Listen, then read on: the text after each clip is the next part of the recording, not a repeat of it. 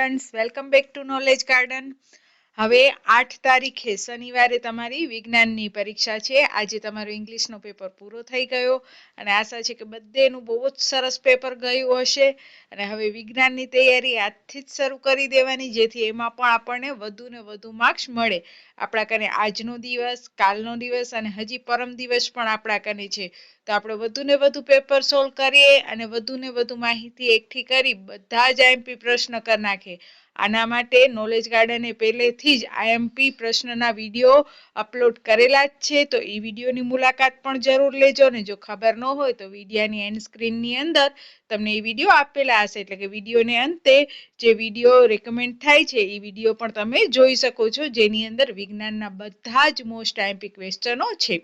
તો આજના વિડીયોમાં આપણે ગાંધીનગર દ્વારા તૈયાર કરવામાં આવેલો પ્રેક્ટિસ પ્રશ્નપત્ર જોશું।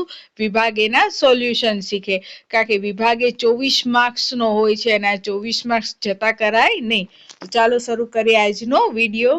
તો સૌથી પહેલા આપણે જોઈએ વિભાગ એ, એમાં પહેલો ક્વેશ્ચન છે, કોઈ દ્રાવણ ભીના વાદળી લિટમસ પત્રને લાલ બનાવે છે તો તે દ્રાવણની પીએચ કેટલી હશે? હવે જો વાદળી એટલે કે ભૂરાને લાલ બનાવે છે એટલે એ એસિડ હોય, અને એસિડ હોય તો એનું માપ જે છે એ 7 થી નીચું હોય, તો 7 થી નીચો આંકડો અહીંયા 5 છે, એટલે આન્સર આવશે 5। પછી નખ પરથી નેલ પોલિશને દૂર કરનાર પ્રવાહી તરીકે પ્રોપેનોનનો ઉપયોગ થાય છે, તો આ સંયોજનમાં રહેલ ક્રિયાશીલ સમૂહનો સૂત્ર કયો? તો એ જો તમને ક્વેશ્ચનમાં જ આન્સર આપી દીધો છે કે નેલ પોલિશને દૂર કરવા માટે શેનો ઉપયોગ થાય છે। આ ક્વેશ્ચન પણ હોઈ શકે વિકલ્પની અંદર કે શેનો ઉપયોગ થાય છે, તો પ્રોપેનોન। હવે પ્રોપેનોન બોલો છો ત્યારે પાછળ પ્રત્યય શું લાગે છે? ઓન, એવું લાગે છે ને, પ્રોપેનોન, તો પાછળ ઓન લાગે છે, તો એનો સમૂહ આવે કીટોન, અને કીટોનની સંજ્ઞા છે એ વિકલ્પમાં આપેલી છે તે એની સંજ્ઞા છે। સી ની આગળ 2 લીટા, ક્રોસમાં વી શેપમાં, પછી દ્વિબંધ અને ઓ, એટલે કે પેલો આન્સર આવશે એનો, એને કીટોન કહેવાય। પછી સ્વયંપોષી માટે ખાલી જગ્યા આવશ્યક છે, તો ભાઈ સ્વયંપોષી માટે જો કાર્બન ડાયોક્સાઇડ જોઈએ, પાણી જોઈએ, ક્લોરોફિલ જોઈએ, સૂર્યપ્રકાશ જોઈએ, તો આપેલ તમામ આવશે। ઘરના વિદ્યુત પરિપથમાં જોડેલ વિદ્યુત ફ્યુઝ કઈ અસર હેઠળ કાર્ય કરે છે? તો વિદ્યુત નો જે ફ્યુઝ છે એને જરાક પણ જો તાપ લાગે એટલે કે વધારે વિદ્યુત પ્રવાહ પસાર થાય તો તે પીગળી જાય છે, એટલે કે તે વિદ્યુત પ્રવાહની તાપીય અસર ઉપર કામ કરે છે। પછી છે, સામાન્ય દ્રષ્ટિ ધરાવતી પુખ્ત વ્યક્તિ માટે દ્રષ્ટિનું લઘુત્તમ અંતર આશરે કેટલું હોય? તો 25 સેમી આવશે આનો આન્સર। તો અહીંયા તમને જુઓ ક્યાંય 25 સેમી લખેલો નથી, તો શું કરશું? તો 25 સેમી તો એને અહીંયા મીટરમાં ફેરવ્યો છે, 1 સેમી એટલે કેટલા મીટર થાય? 100 સેમી એટલે 1 મીટર થાય, તો 25 સેમી એટલે કેટલા? એટલે 25 એકા 25 ના છેદમાં 100 એટલે 0.25 મીટર। જો અહીંયા જાણી જોઈને એ લોકોએ આન્સર ચેન્જ કર્યો છે, કારણ કે આપણને ખબર છે કે 25 સેમી આન્સર આવે, પણ વિકલ્પમાં ક્યાંય 25 સેમી નથી લખ્યું, તો આપણે એ સેમીને મીટરમાં ફેરવવાનો ને યાદ રાખવાનો કે 100 સેમી એટલે 1 મીટર થાય, એટલે 25 સેમી એ કેટલા? એટલે આન્સર આવશે 0.25। પછી આકૃતિમાં આપેલ વસ્તુના સ્થાન ઉપરથી પ્રતિબિંબનું સ્થાન ક્યાં મળશે? હવે ધારો કે તમને આ ક્વેશ્ચન ગોખવો નથી, તો તમે સી માંથી સીધી લીટી આમ દોરશો, સીધી લીટી આમ દોરી અને એને એફ ની અંદર, એફ માંથી પસાર કરો, સી માંથી ની, સોરી, જે વસ્તુ આપી છે એ વસ્તુમાં મુખ્ય અક્ષને સમાંતર એક રેખા દોરી અને એફ માંથી પસાર કરો, અને બીજી જે રેખા છે એ સી માંથી જ પસાર કરો, તો તમે જોશો કે પ્રતિબિંબ સી અને એફ ની વચ્ચે મળશે, એટલે કે જ્યારે પણ પ્રતિબિંબ સી થી દૂર હોય, વસ્તુ સી થી દૂર હોય ત્યારે એનું પ્રતિબિંબ છે એ સી અને એફ ની વચ્ચે મળે। સામાન્ય રીતે આપણે 2 કિરણનો ઉપયોગ કરતા હોઈએ છીએ, એક મુખ્ય અક્ષને સમાંતર કિરણ દોરવાનો જે અરીસાની સપાટી સાથે અથડાઈ અને એફ માંથી પસાર થશે, અને બીજો સી માંથી જ પસાર કરવાનો, આપાત ને પરાવર્તન બંને સી માંથી જ થશે, નહીં બંને જ્યાં છે ત્યાં પ્રતિબિંબ હોય, એ રીતે આકૃતિ દોરશો તો તમને ખ્યાલ આવશે કે સી અને એફ ની વચ્ચે પ્રતિબિંબ મળે છે। પછી છે, કાર્બનની સંયોજકતા કેટલી છે? તો કાર્બનની સંયોજકતા 4 છે, એટલે તો એને ચતુસંયોજકતા કહેવાય છે। લીલા રંગનું અવાહક આવરણ ખાલી જગ્યા વાયર માટે વપરાય, તો અર્થિંગ વાયર માટે વપરાય। વનસ્પતિઓ અને પ્રાણીઓને મારી નાખ્યા વગર પોષણ મેળવતો સજીવ. અરે બેન, આ તો ક્યાંય નવનીતમાં ચોપડીમાં ક્યાંય નથી, છે. વનસ્પતિમાં અને પ્રાણીઓને મારી નાખ્યા વગર પોષણ મેળવતો સજીવ અમરવેલ આવશે, જે મોટા પ્રશ્નની અંદર એક ટુકડામાં આપેલો છે, એટલે આન્સર આવશે એનો અમરવેલ. પછી છે માનવજાતમાં છોકરાનો જન્મ થવાની સંભાવના ખાલી જગ્યા. આ તો ભાઈ ગણિત આવી ગયું, બરોબર, 50%, કારણ કે છોકરો આવી શકે ને છોકરી પણ આવી શકે, એટલે આન્સર આવશે 50%. ખાલી જગ્યા અધાતુ પ્રવાહી સ્વરૂપે છે. જો એ ઉતાવળ કરીએ ને તો બધા પારો લખી આવે. પારો પ્રવાહી સ્વરૂપે છે, મેં વાંચ્યું હતો. અરે પારો ઓરડાના તાપમાને પ્રવાહી સ્વરૂપે છે, પણ પારો ધાતુ છે. ક્વેશ્ચન જરાક ધ્યાનથી વાંચો તો અહીંયા અધાતુ કીધું છે, તો અધાતુ તરીકે પ્રવાહી શું છે? બ્રોમિન છે, એટલે આન્સર આવશે બ્રોમિન. ગોળી અરીસાની પરાવર્તક સપાટીના કેન્દ્રને અરીસાનું ખાલી જગ્યા કહેવાય છે, તો ધ્રુવ કહેવાય. હા, જો ખાસ આ વસ્તુ યાદ રાખજો. અહીંયા ગોળી અરીસાનું જે કીધું છે કે પરાવર્તક સપાટી, જેને ધ્રુવ, તો અહીંયા તમને ઘણીવાર વિભાગ સી ની અંદર, સેક્શન સી ની અંદર કે ડી ની અંદર આવી 3 કે 4 વ્યાખ્યાઓ પૂછી લેતા હોય છે, કે ગોળી અરીસાનો પ્રકાશીય કેન્દ્રની વ્યાખ્યા આપો, મુખ્ય કેન્દ્રની વ્યાખ્યા આપો, ધ્રુવની વ્યાખ્યા આપો, કે લેન્સના ધ્રુવની વ્યાખ્યા આપો, કે લેન્સના મુખ્ય કેન્દ્રની, લેન્સની વક્રતા ત્રિજ્યાની. તો આવી વ્યાખ્યાઓ પાકી કરીને જાજો તમે. હવે આવશે ખરા ખોટા. સોલ્ડર એ સીસુ અને ટીનની મિશ્ર ધાતુ છે. તો મેં મિશ્ર ધાતુ મારા વિદ્યાર્થીઓને તો યાદ રખાવી હતી, SO-CT. સો એટલે સોલ્ડર, સી એટલે સીસુ, ને ટી એટલે ટીન. તો SO-CT મિશ્ર ધાતુ છે. પછી પિતાજી એટલે પિત્તળ, તાંબુ અને ઝીંક. તો એ પણ શું છે? મિશ્ર ધાતુ છે. પિત્તળ એ તાંબુ અને ઝીંકનો મિશ્ર ધાતુ છે. તો પિતાજી, SO-CT, બટાટા, આ બધા છે મિશ્ર ધાતુ છે. આવી રીતે અમે કી બનાવી રાખેલી છે. તો ભાઈ SO-CT આવી હતી તો મિશ્ર ધાતુ છે, એટલે વિધાન થઈ ગયો ખરો. મેન્ડલના વટાણાના છોડના પ્રયોગમાં F2 પેઢીના 75% છોડ વામન હોય છે. F1 અને F2 પેઢી છે 3:1 મુજબ હોય. 3:1 મુજબ, તો અહીંયા આપણને F2 કીધી છે, એટલે 1/4. 1/4 એટલે 25% થાય, 75% ન થાય, એટલે આ વિધાન ખોટું. લાલ રંગના પ્રકાશની તરંગલંબાઈ ભૂરા રંગના પ્રકાશના તરંગલંબાઈ કરતા આશરે 1.8 ગણી હોય છે, તો આ વિધાન સાચું. અપચાના ઉપચાર માટે એન્ટીબાયોટિક પ્રકારની દવાઓનો ઉપયોગ થાય છે. તો એન્ટી એસિડિટીની દવાનો ઉપયોગ થાય, બરોબર.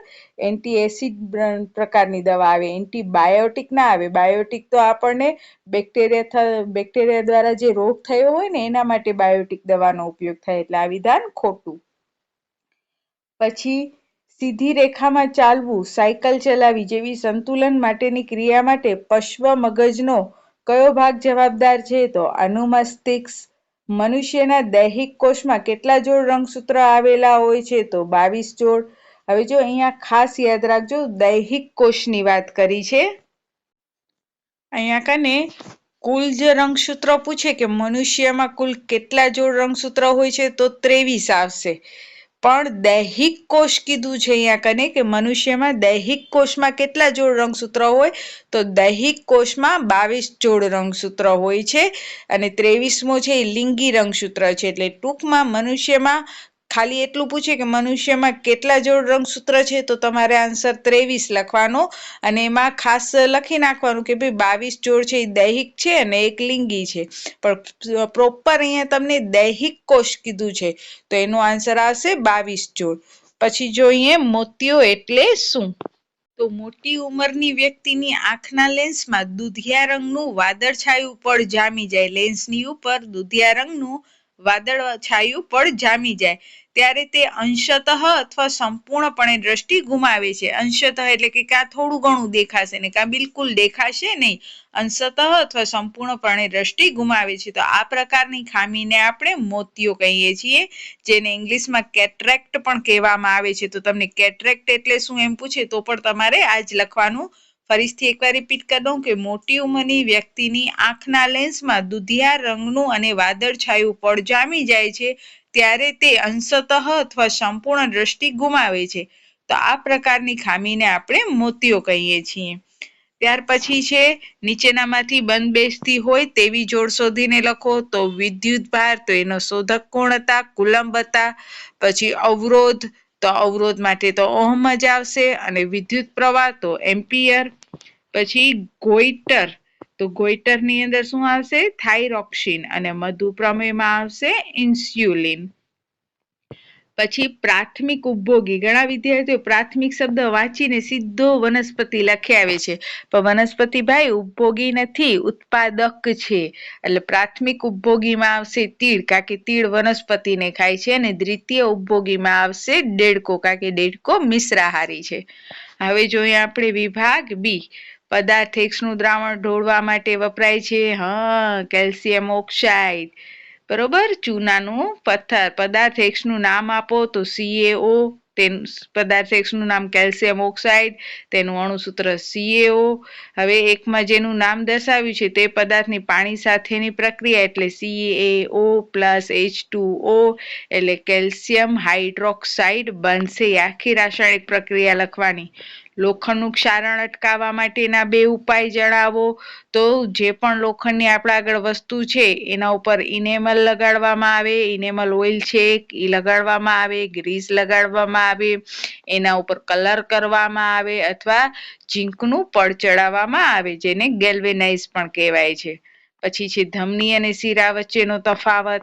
તો એ તો બહુ ઇમ્પોર્ટન્ટ છે કે ધમનીમાંથી કયો રુધિર વહેશે, શીરામાંથી કયો રુધિર વહેશે. ધમની જાડી છે, શીરાની દિવાલ પતલી છે, બરોબર. પછી કયા પ્રકારનો લોહીમાં તેનું વહન થાય છે, આ બધું એની અંદર લખવાના પોઈન્ટ. અહીંયા 2 માર્ક્સનો પ્રશ્ન છે, એટલે હું તો કહું છું માત્ર 2 જ મુદ્દા નહીં લખવાના. તમને વધુ મુદ્દા આવડતા હોય તો વધુ મુદ્દા લખવાના. જેમ કે તમે લખી શકો છો કે ભાઈ ધમની છે તો એનો હૃદયથી અંગો તરફ રુધિર લઈ જાય છે, જ્યારે શીરા છે એ અંગોથી હૃદય તરફ લોહીને એટલે કે રુધિરને લઈ જાય છે. ધમનીમાં રુધિર ઊંચા દબાણે વહન પામે, શીરામાં નીચા દબાણે વહન પામે. ધમનીની દિવાલ જાડી હોય અને સ્થિતિસ્થાપક હોય, તો શીરાની દિવાલ પાતળી અને ઓછી સ્થિતિસ્થાપક હોય છે. ધમનીની અંદર ઓક્સિજન વાળું લોહી વહે છે, તો શીરાની અંદર કાર્બન ડાયોક્સાઇડ વાળું લોહી વહે છે. તો આવી રીતે તમારે મિનિમમ 4 પોઈન્ટ તો લખવાના જ. પછી નીચે આપેલ આકૃતિમાં ABCD ભાગોના નામ આપો. નામ આપેલ વિકલ્પમાંથી શોધીને લખો. હાલો જો અહીંયા કને નામ આપેલા છે. બી શું છે? તો બી શું કહેવાય? ખોરાકનો કણ કહેવાય. એ છે કોષનો કેન્દ્ર છે, બરોબર. સી શું છે? તો ફૂટપાદ છે. અને ડી શું છે? તો અંધાની છે. યૌવન આરંભ સમયે છોકરીઓમાં કયા પરિવર્તનો જોવા મળે છે? તો ભાઈ ક્યારેક છોકરાઓને આપ્યું છે, ક્યારેક છોકરીનું આપ્યું છે. તો અવાજ તીણો થઈ જાય છે, પેઢુનો ભાગ ફૂલાઈ જાય છે, માસિક ચક્ર શરૂ થઈ જાય છે, છોકરાઓ પ્રત્યે એને આકર્ષણ થાય છે. તો આ બધા યૌવન આરંભ સમયે છોકરીઓમાં થતા પરિવર્તન જોવા મળે છે. જાંઘમાં ને ત્યાં વાળ ઉગે છે. તો આ બધી જ જે છે પરિવર્તનો યૌવન આરંભ સમયે છોકરીઓમાં જોવા મળે છે. પછી આપણા દ્વારા ઉત્પાદિત જૈવ અવિઘટનીય કચરાથી કઈ સમસ્યાઓ ઉત્પન્ન થઈ શકે છે? તો એક તો જો ભાઈ પર્યાવરણ પ્રદૂષણ તો થવાનું જોઈએ. આપણા દ્વારા જે અવિઘટનીય કચરો પેદા થાય છે એનું વિઘટન શક્ય નથી. એટલે જો તમે એને જમીનમાં દાટી નાખશો તો જમીનમાં પ્રદૂષણ ફેલાવશે, બારી નાખશો તો હવામાં પ્રદૂષણ ફેલાવશે, પાણીમાં નાખી દેશો તો જલ પ્રદૂષણ ફેલાવશે. એટલે અવિઘટનીય કચરો છે એ પ્રદૂષણ જ ફેલાવે છે જમીનમાં, પાણીમાં, હવામાં, અને આપણા હેલ્થ માટે પણ, તંદુરસ્તી માટે પણ અને સજીવો માટે પણ તે હાનિકારક છે. પછી છે દ્રષ્ટિની ખામીઓને નીચે મુજબ 2 જૂથમાં વહેંચવામાં આવ્યો છે. તેમાં નજીકની વસ્તુ સ્પષ્ટપણે જોઈ નથી શકાતી, પ્રતિબિંબ નેત્રપટલની પાછળ રચાય છે. અને બી જૂથમાં આપ્યું છે નજીકની વસ્તુ સ્પષ્ટ જોઈ શકાય છે અને પ્રતિબિંબ નેત્રપટલની આગળ છે. હવે એના ઉપરથી આપણે ક્વેશ્ચન આપવાનું છે, ક્વેશ્ચન આન્સર આપવાના છે કે જૂથ 1 ની ખામી નિવારણ માટે કયો લેન્સ વપરાશે અને જૂથ 2 ની ખામી નિવારણ માટે કયો લેન્સ વપરાશે. તો વિદ્યાર્થી સમજી જ ગયા છે કે બેન આ તો લઘુ દ્રષ્ટિ ને ગુરુ દ્રષ્ટિની વાત કરે છે. તો કયો લેન્સનો ઉપયોગ કરશું? તો જૂથ 1 છે એ શું છે? ગુરુ દ્રષ્ટિની ખામી છે, અને જૂથ 2 છે એ લઘુ દ્રષ્ટિની ખામી છે. તો જૂથ 1ની ખામી નિવારવા માટે આપણે બહિર્ગોળ લેન્સના ચશ્મા વાપરીશું અને બહિર્ગોળ લેન્સ વાપરશું અને જૂથ 2ની ખામી માટે આપણે અંતર્ગોળ લેન્સનો ઉપયોગ કરશું. પછી કોઈ વિદ્યુત બલ્બના ફિલામેન્ટમાંથી 0.5 એમ્પિયર વિદ્યુત પ્રવાહ 10 મિનિટ માટે વહે છે તો પરિપથમાં વહન પામતો વિદ્યુત ભાર ગણો. તો અહીંયા વિદ્યુત ભારનો આપણે સૂત્ર લખવાનો. કયો આવશે સૂત્ર? Q બરાબર IT. Q એટલે વિદ્યુત ભાર બરાબર વિદ્યુત પ્રવાહ ગુણ્યા સમય. એટલે સિમ્પલી તમારે 0.5 એમ્પિયર ગુણ્યા 600 સેકન્ડ આપણે 600 સેકન્ડ ને અહીંયા 10 મિનિટ સુધીનું છે એટલે 10 મિનિટ એટલે 600 સેકન્ડ થાય. આપણે સેકન્ડમાં ફેરવવાનું એટલે 0.5 એમ્પિયર ગુણ્યા 600 સેકન્ડ એટલે 300 કુલંબ જવાબ આવશે એનો.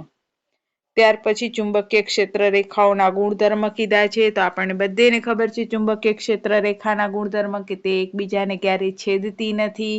તે હંમેશા ઉત્તર ધ્રુવથી ક્યાં જાય છે? દક્ષિણ ધ્રુવ તરફ. એટલે કે કોઈ એક જ દિશામાં તે વહન પામતી હોય છે. બંને છેડા તરફ તે એકદમ ગીચ હોય છે અને બંને સપાટીઓ ઉપર તરફ અને નીચે તરફ મધ્યમાં તે છૂટી હોય છે. તેમની વચ્ચેનું અંતર સરખું હોય છે અને ચુંબકની અંદર તે સમાંતર હોય છે.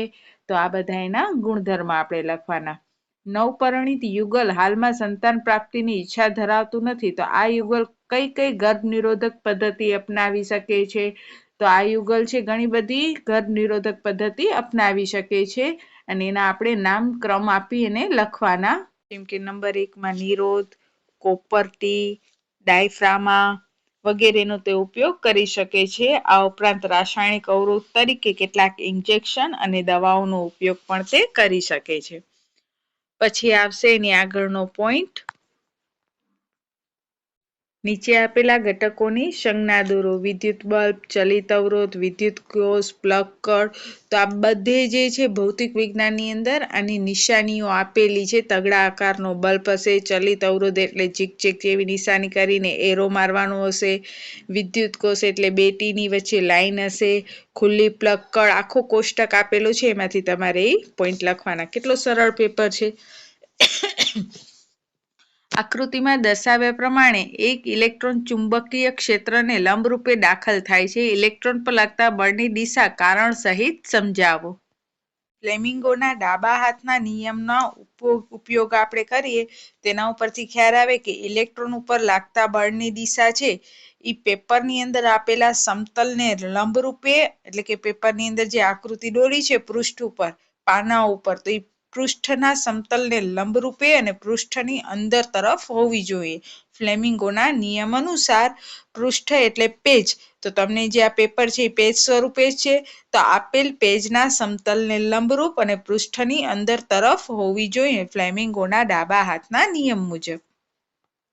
પછી છે ઓઝોન એટલે શું અને તે કોઈ નિવસન તંત્રને કેવી રીતે અસર પહોંચાડે છે? તો ઓઝોન એટલે ઓક્સિજનના 3 પરમાણુ જે પારજાંબલી વિકિરણોની અસરથી આપણું રક્ષણ કરે છે. ઓક્સિજનના 3 પરમાણુઓ વડે બનતો જે અણુ છે એને આપણે ઓઝોન કહીએ છીએ. વાતાવરણના ઉપલા સ્તરમાં ઓઝોન એક આવશ્યક કાર્ય કરે છે. આમ છતાં ભૂસ્તરે ઓઝોન એક ઘાતક વિષય છે. જો એ ઉપલા સ્તરમાં હોય તો આપણો રક્ષક બની જશે અને ભૂસ્તરે હશે તો એ આપણા માટે ઝેર બની જાય છે. ઓઝોન સૂર્યમાંથી આવતા ઓછી તરંગ લંબાઈ ધરાવતા પારજાંબલી અલ્ટ્રાવાયોલેટ વિકિરણોનું શોષણ કરે છે અને પૃથ્વીનું અને જીવસૃષ્ટિનું તેની સામે રક્ષણ કરે છે. આમ આપણે કહી શકીએ કે ઓઝોનની નિવસન તંત્ર ઉપર અસર તો પહોંચે જ છે. ઓક્સિજનના 3 પરમાણુ એટલે ઓઝોન કહેવાય છે. જો તે વાતાવરણના ઉપલા સ્તરે હોય તો રક્ષક બની જશે અને પારજાંબલી કિરણોથી આપણું રક્ષણ કરે છે. પણ જો તે આપણી ભૂસ્તર ઉપર આવી જશે તો એ આપણા માટે ઝેર પણ બની જાય છે. આમ વાતાવરણ ઉપર નિવસન તંત્ર ઉપર એની અસર પડે છે. પછી છે ભાઈ વિભાગ સી. વિભાગ સી ની અંદર આપણે જોઈએ તો 3 માર્ક્સના ક્વેશ્ચન હોય છે બરોબર અને તમારે 6 ક્વેશ્ચન લખવાના હોય છે. તમે હવે ધ્યાનથી વિભાગ બી પણ જોયો હશે બરોબર. તમને એમાં 13 માંથી કોઈ પણ નવો જ કરવાના છે. તો રસાયણ કે ફિઝિક્સ 2 માંથી કોઈ એક ન ફાવતો હોય તો એના સિવાયના 2 વિજ્ઞાન કરી નાખો તો પણ તમને પૂરા માર્ક્સ મળે એમ હતા.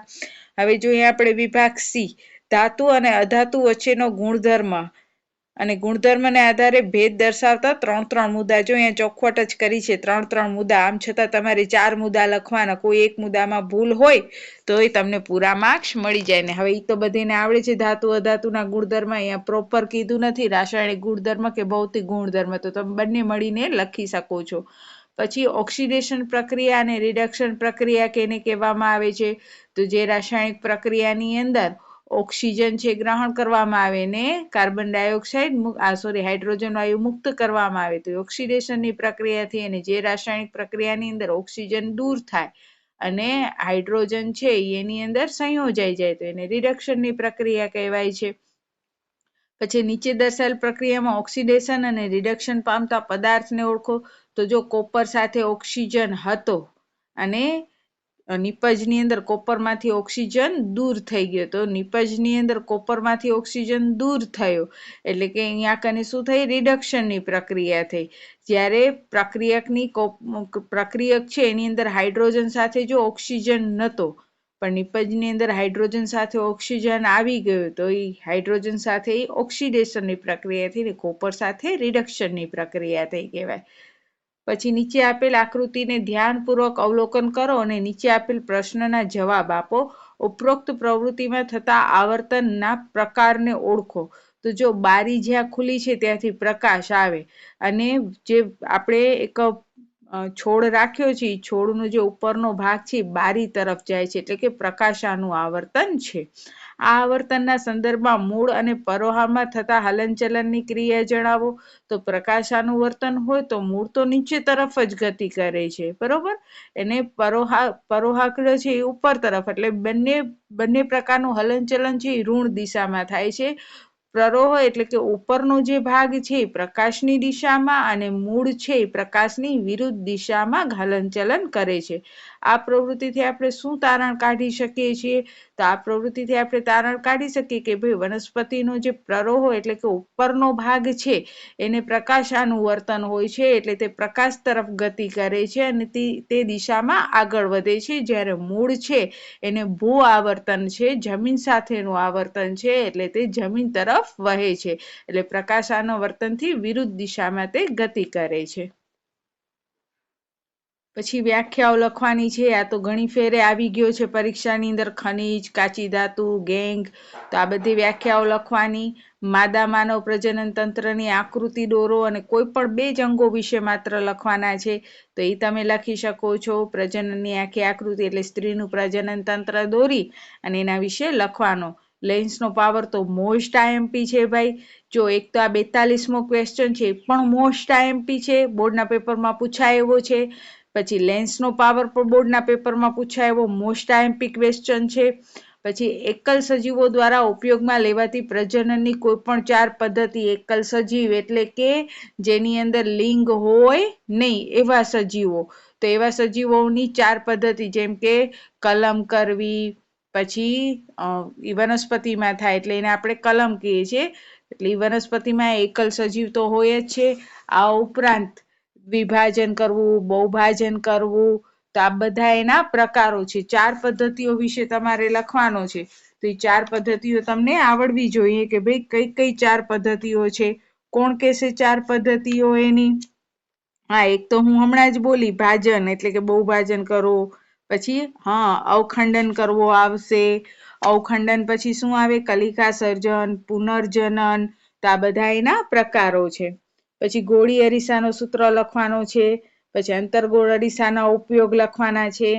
તો આ બધા જ આઈએમપી ક્વેશ્ચનો છે ને ખાસ કરીને સમતુલ્ય અવરોધનો સૂત્ર તારવવાનો છે. મોસ્ટ આઈએમપી 46મો ક્વેશ્ચન. કા સમાંતર જોડાણ કા શ્રેણી જોડાણ, 2 માંથી એક ક્વેશ્ચન તો કાલના પેપરમાં હશે જ. પછી વિભાગ ડી, રસોડામાં સ્વાદિષ્ટ કરકરિયા ભજીયા બનાવવા માટે કયો પદાર્થ વપરાય? ખાવાની સોડા, એનું નામ, એનું બનાવટ, એના 2 ઉપયોગ. આ તો બોર્ડમાં પહેલા પૂછાઈ ગયેલો છે પ્રશ્ન. પણ સાબુની સફાઈ ક્રિયાની વિધિ અથવા મિશેલ રચના 100% કન્ફર્મ પેપરમાં. માનવ ઉત્સર્જનની નામ નિર્દેશવાળી આકૃતિ દોરો. આ પણ મોસ્ટ આઈએમપી ક્વેશ્ચન છે. પ્રકાશનું વિભાજન એટલે શું? પ્રિઝમ વડે પ્રકાશના વિભાજનની ઘટનાની આકૃતિ દોરો. અથવા આને બદલે તમને મેઘધનુષ્યનું એ પૂછી શકે છે, લેટરલ શિફ્ટ પણ પૂછી શકે છે. પછી ઘરેલું વિદ્યુત પરિપથની માત્ર નામ નિર્દેશવાળી આકૃતિ દોરો. અહીંયા 2 ક્વેશ્ચન ભેગા પૂછ્યા છે. ખાલી સિંગલ ક્વેશ્ચન હોય કે ઘરેલું વિદ્યુત પરિપથ આકૃતિ સહિત સમજાવો તો 4 માર્ક્સનો. અહીંયા માત્ર આકૃતિ દોરવાની છે તો 2 માર્ક્સની આકૃતિ, 2 માર્ક્સમાં ઓવરલોડિંગ અને શોર્ટ સર્કિટ બેની સમજ આપવાની. પછી આવશે નીચે આપેલ પ્રશ્નના જવાબ આપો. ઘરેલું વિદ્યુત પરિપથ વાળો આખો પ્રશ્ન તમે કડોકડ પાકો કરજો, કારણ કે એ તો આખો પૂછાઈ શકે એવો જ છે. ઓવરલોડિંગ શોર્ટ સર્કિટ સાથે ફ્યુઝ જોડી શકે છે એ લોકો. પછી નીચે આપેલા પ્રશ્નના જવાબ આપો. જમીનમાં pH નું મહત્વ. તો તમારે આ 2 ટુકડા કરતા તમારે 2 ક્વેશ્ચન પાકા કરી જ નાખવાના. એક તો pH ની ટૂંક નોંધ અને દૈનિક જીવનમાં pH નું મહત્વ. આ 2 કડોકડ પ્રશ્ન પાકા કરી લેશો એટલે pH વાળા 2, 3 જેટલા પણ માર્ક્સમાં આવતા હશે એ બધા જ તમને આવડી જશે. પછી માનવ શરીરના નાના આંતરડામાં થતી પાચન ક્રિયા, શોષણ ક્રિયા અથવા મનુષ્યનું, હું તો કહું છું આખું પાચન, મનુષ્યનું શ્વસન, આ પ્રશ્નો પાકા કરી જ લેવાના.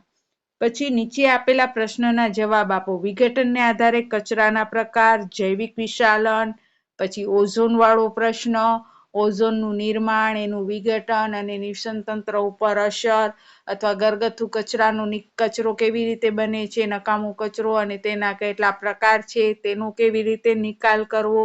આ બધા મોસ્ટ આઈએમપી ક્વેશ્ચનો છે. કેટલીક વાર તમને નિવસન તંત્ર પણ પૂછી લેશે કે નિવસન તંત્ર એટલે શું, તેના પ્રકાર જણાવો અને બગીચાનું નિવસન તંત્ર સમજાવો, અથવા નિવસન તંત્ર એટલે શું તેના પ્રકાર જણાવી કોઈ એક ઉદાહરણ આપો, અથવા તમારા ઘરની અંદર માછલીઘર છે તો એ માછલીઘરનું નિવસન તંત્ર તરીકે સમજૂતી આપો. તો આવા ક્વેશ્ચનો પૂછાઈ શકે છે. તો આ પેપરની સાથે સાથે મેં બીજા પણ તમને ઘણા બધા આઈએમપી ક્વેશ્ચનો કીધા, તો એ તમારે પાકા કરવાના છે. ખાસ કરીને મનુષ્યનું હૃદય, માનવ મગજ, આ પણ બહુ જ મોસ્ટ આઈએમપી ક્વેશ્ચન છે. લખી નાખજો, 100% પૂછાય એવા છે. તો એ પણ તમે કડોકડ પાકા કરજો. તો આ હતો આપણો ગાંધીનગરનો પેપર જે આપણે આખો સોલ્વ કર્યો છે. નેક્સ્ટ વિડીયોમાં હજી બીજી આઈએમપી મોકલતી રહીશ, તો જોતા રહેજો અને મહેનત અત્યારથી જ શરૂ કરી દેજો અને તમારા વધુ ને વધુ ફ્રેન્ડ્સને વિડીયો શેર કરજો, જેથી કરી ફ્રી શિક્ષાનો લાભ બધા જ વિદ્યાર્થીઓ મેળવી શકે. તો બસ આજના વિડીયોમાં આટલો જ. ત્યાં સુધી બધાને જય હિન્દ, જય ભારત. નોલેજ ગાર્ડન તરફથી બધા જ વિદ્યાર્થીઓને બેસ્ટ ઓફ લક.